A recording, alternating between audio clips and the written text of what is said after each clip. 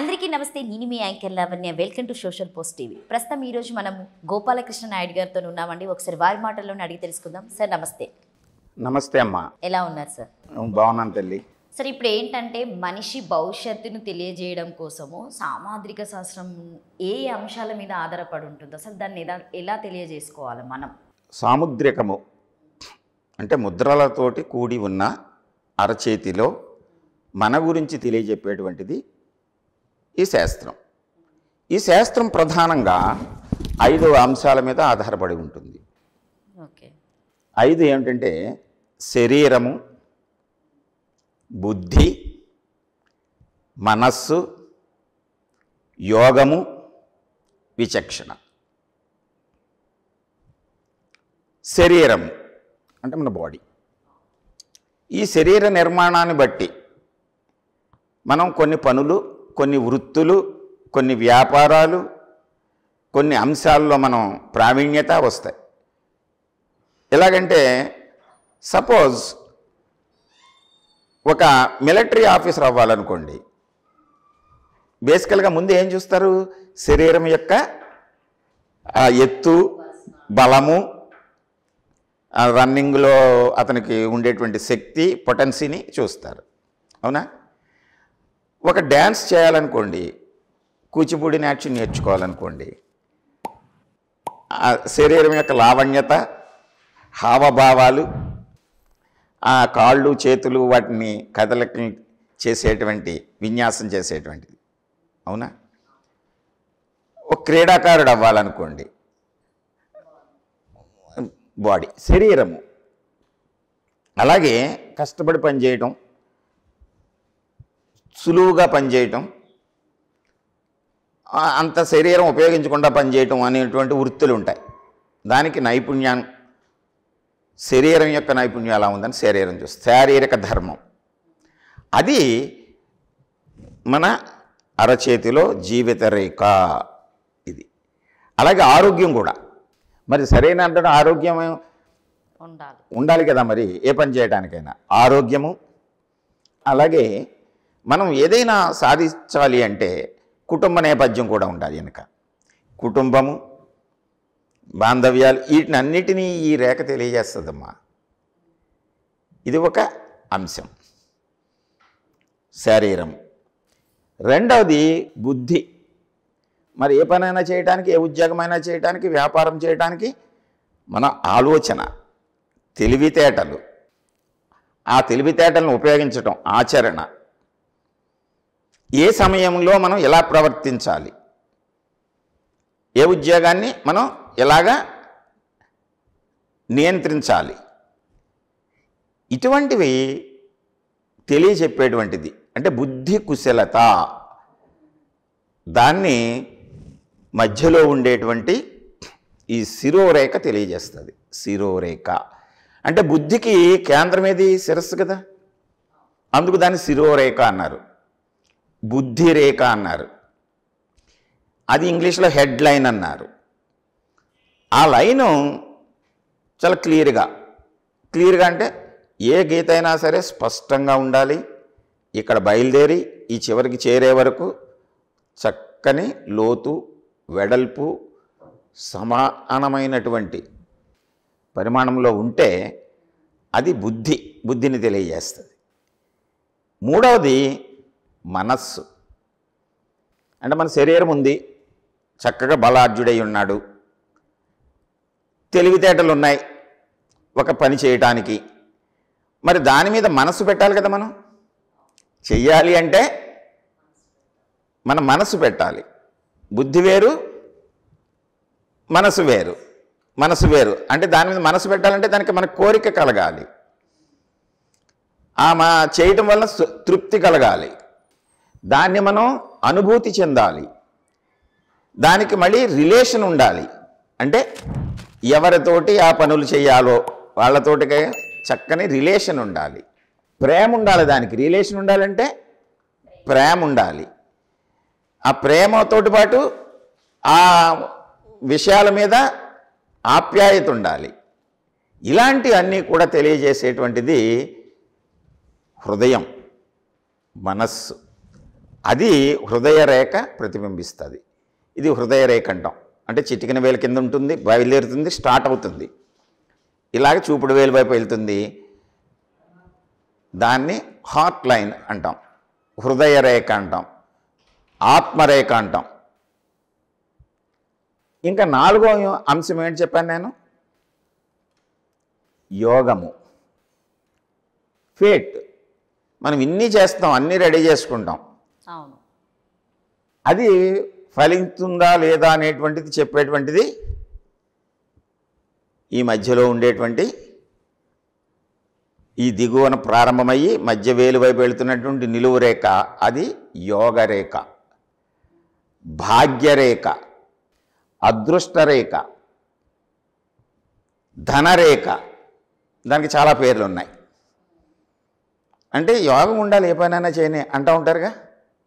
దానికి తగినంత భాగ్యం ఉండాలి కదా ఏ పనైనా చేయడానికి, లేదా దానంత ధనం ఉండాలిగా. దాన్ని అదృష్టరేఖ అంటాం. అదృష్టం ఉండాలి. అది ఎలా ఉంది? ఈ 3 ఉంటే సరిపోదు, అలా ఉంది. వీటితోటి పాటు ఇంకొక లాస్ట్ పాయింట్ చెప్పాను నేను, విచక్షణ అనేటువంటిది. ఈ 4 కలిపి చూస్తామన్నమాట. అంటే మనం చేస్తున్నామా లేదా, చెయ్యొచ్చా లేదా. అంటే బలమైనటువంటి మనకి శరీరం ఉండి, ఏ పనైనా చేయడానికి తగినటువంటి శక్తి ఉండి, ఆలోచన ఉండి, అన్నీ ఉన్నా అది కరెక్టా కాదా, మనం చేయొచ్చా చేయకూడదా అనేటువంటిది తెలిస్తేనే మన భవిష్యత్తుని మనం నిర్మించుకోగలం. అంచేది విచక్షణ కూడా తోడవ్వాలి. ఇవన్నీ కలగలిపి చూడాలి మనం.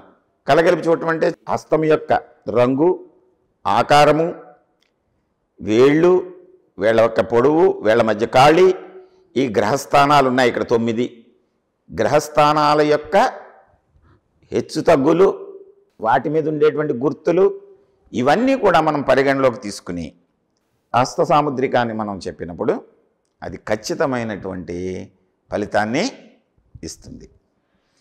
అందువల్ల ఇవన్నీ తెలుసుకోవాలంటే ఒక క్షణంలోనూ, ఒక మాటలోనూ, ఒకసారి ఇలా చూసిన వెంటనే చెప్పలేము. అందుకు దీనికి మనం ముందు మీరు అడిగిన ప్రశ్నకి ఆన్సర్ చెప్తూ తగినంత ఎక్స్పీరియన్స్ ఉండాలి అనేటువంటి దానికి ఇది కారణం. ఉదాహరణ ఇవన్నిటినీ మనం పరిశీలించాలి. అన్నిటినీ పరిశీలించి దాన్ని మనం అంచనా వేయాలి. అంచనా వేసిన దాన్ని అన్వయం చేయాలి ఆ వ్యక్తికి. ముందు మనం దాన్ని అంచనా వేసిన దాన్ని మనం మైండ్లో, మన బుద్ధిలో, అంటే చెప్పేవాళ్ళ బుద్ధిలో విశ్లేషించాలి. ఇది కరెక్టా కాదా అని ఒక నిర్ణయానికి వచ్చిన తర్వాత, అంచనా వేసిన తర్వాత అప్పుడు మనం వ్యక్తం చేయాలి.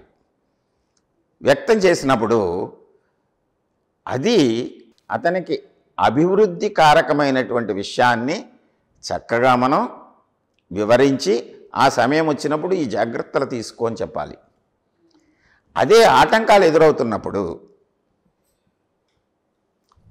క్రాస్ లైన్స్, కొన్ని విపత్కర పరిస్థితులు ఏర్పడతాయని మనం అంచనాకు వచ్చామనుకోండి, దాన్ని మరింత లోతుగా తెలుసుకుని విశ్లేషించి సూచనలు చేయాలి. అతనికి భయపెట్టకూడదు.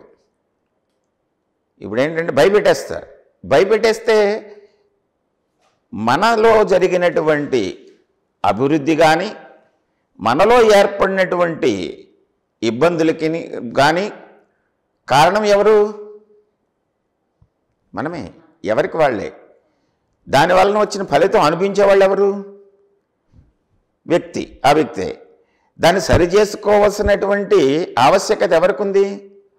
ఆ వ్యక్తిగా ఉంది. అది ఆ వ్యక్తికి చెప్పాలి, సరి చేసుకోండి. ఇంకొకళ్ళు ఎక్కడో చేస్తే, ఏదో చేస్తే ఇది సరి అవుతుంది అనేటువంటిది కాదు. అలాగవ్వదు. ఎవరికి వాళ్ళు సరి చేసుకోవాలి. అయితే కొన్ని సందర్భాల్లో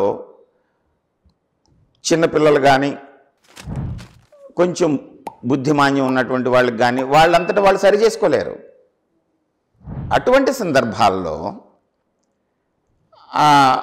తల్లిదండ్రులకి లేకపోతే కూడా వారిని కనిపెట్టుకున్నటువంటి వాళ్ళకి చెప్పి మనం ఆ వయసు దాటే వరకు, అంటే చిన్నపిల్లలకైతే 15 సంవత్సరాల వయసు వచ్చే వరకు కూడా సరి అయినటువంటి అవగాహన ఉండదు. అటువంటి వాళ్ళకి మనం చెప్పినప్పుడు వాళ్ళు ఏ కోణంలో అయితే అభివృద్ధి చెందుతారు, ఎప్పుడు ఏ విద్యని, ఏ వృత్తిని, ఏ వ్యాపారాన్ని ఎంచుకుంటే బాగుంటుంది అని అంచనా వేసినప్పుడు తల్లిదండ్రులకి చెప్తాము. అదే 15 సంవత్సరాలు 20 సంవత్సరాలు దాటినటువంటి వ్యక్తి తెలివైన వాడు, స్వీయ అభివృద్ధిని కోరుకున్నటువంటి వాడు అయితే అతనికే చెప్తాము. ఈ 5 అంశాల మీద ఆధారపడి ఉంటుందన్నాను కదా. మీకు లేటెస్ట్గా ఒక ఉదాహరణ చెప్తాను నేను. అంటే సరదాగా ఉదాహరణలు కూడా చెప్పుకుంటే మనకి భౌతికంగా తెలుస్తుంది. మీకు సెల్ ఫోన్ ఉంది. ఈ సెల్ ఫోన్ ఏ అంశాల మీద ఆధారపడి ఉంటుంది? ఇదే 5 చెప్తున్నాను నేను ఇప్పుడు. శరీరము, బుద్ధి, మనస్సు, యోగము, విచక్షణ.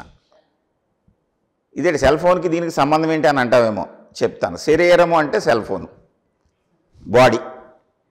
అది 1G అవ్వచ్చు, 2G అవ్వచ్చు, 3G అవ్వచ్చు, 4G అవ్వచ్చు, 5G అవ్వచ్చు, ఇప్పటికి 6G ఇంకా వస్తాయి. ఇంకా ప్రకృతిలో చాలా ఉన్నది శక్తి. 10G 100G వరకు కూడా రావచ్చు. అవునా? అంటే దాని G అంటే జనరేషన్ అంటాము. అది 1G అయితే 1G ఫోన్ ఎప్పుడైనా వాడారా మీరు? మీ జనరేషన్కి వచ్చేసరికి అంతా 4G 5G. మరి మా జనరేషన్, మా ముందు జనరేషన్ వాళ్ళు ఇంకా వాడుతున్నారు 1G. ఆ 1G అంటే ఏంటి? చిన్న డబ్బా ఫోన్ ఉంటుంది. డబ్బా ఫోన్ అంటే అది ఎందుకు పనికిరాదని అర్థం, కానీ ప్రారంభం అదే కదా. ఆ డబ్బా ఫోనే ప్రారంభం. అంటే ఆ ఫోన్లో ఓన్లీ కాల్స్ వస్తాయి అంతే.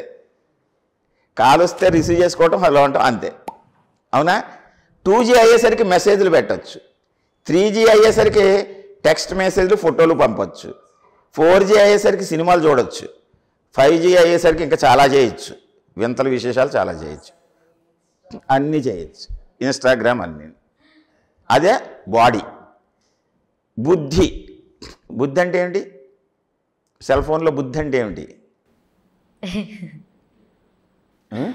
సోషల్ మీడియా తెలుసుకోవడం కాదు, నెట్వర్క్. మన అది సిమ్ కార్డు. ఓకే. తర్వాత మనస్సు అంటే నెట్వర్క్. చాలా విస్తృతమైంది కదా మనస్సు, చాలా పెద్దది ఉంటుంది. దాంట్లో ఏది కోరుకుంటే అది వస్తుంది మనకి. యోగము. యోగం అంటే ఏంటిది?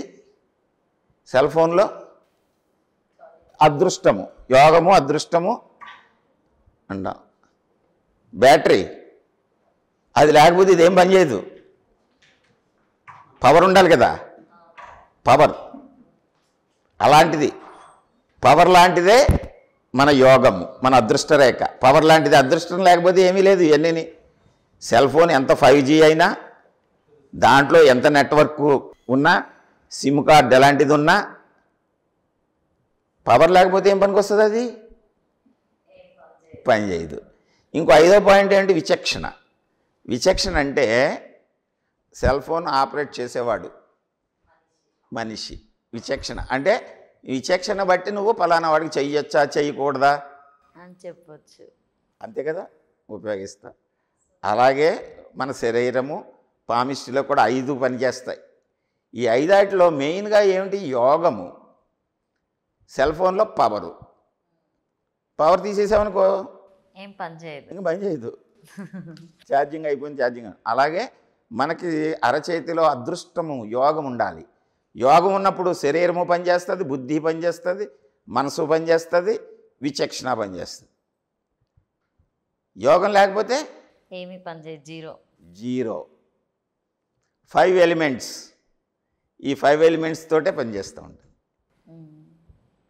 చాలా బాగా చెప్పారు సార్ ఉదాహరణ.